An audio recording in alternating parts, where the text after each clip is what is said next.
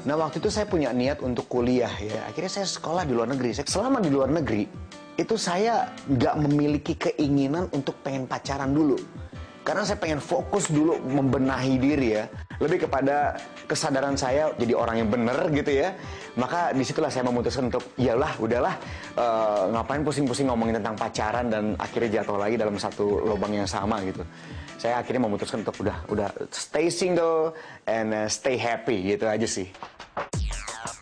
Nah, akhirnya tahun 2003, out of nowhere, teman baik saya dari SMP, lo udah punya pacar belum? Dia bilang, gue punya temen nih ya, lo punya kesamaan banget sama dia. Akhirnya, oke, kalau gitu kenalin gue sama dia deh. Gitu. Namanya Vita Luciana, Rick.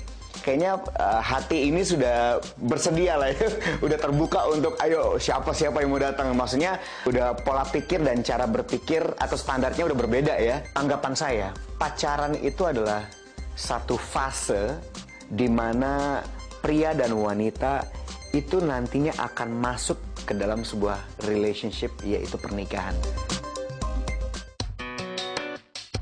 Sehingga pada saat itu saya bertanya sama Tuhan, Tuhan, apa memang dia ini pasangan hidup saya?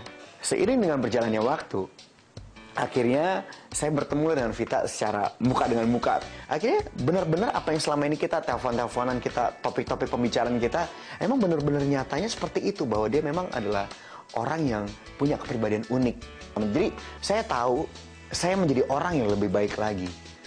Lebih baik dalam kehidupan sehari-hari dan lebih baik lagi di hadapan Tuhan. Saya sangat bersyukur menjalani pacaran yang semestinya. Jadi saya bisa menghargai si Vita ini karena sekali lagi kita udah mengerti bahwa yang namanya rasa sayang itu tidak harus selamanya berdua-duaan, apalagi masih dalam tahap pacaran. Saya sadar benar bahwa sebelum sama Vita, saya bukan bilang itu pacaran sebetulnya. Cuman hanya lebih kepada ingin memuaskan jiwa. Ketika saya benar-benar tahu tujuan atau esensi dari pacaran itu, maka saya tahu goalnya itu apa, yaitu pernikahan. Berjalannya waktu, tahun 2005 saya berusia 23 tahun, dan Vita berusia 21 tahun. Akhirnya kita beranikan diri untuk menikah.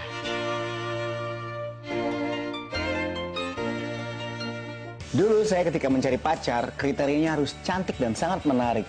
Tapi semenjak saya melibatkan Tuhan, saya mendapatkan pacar, bahkan mendapatkan pasangan seumur hidup. Dan saya Erik Hareva dan Vita Luciana, ini anak kami begitu berbahagia.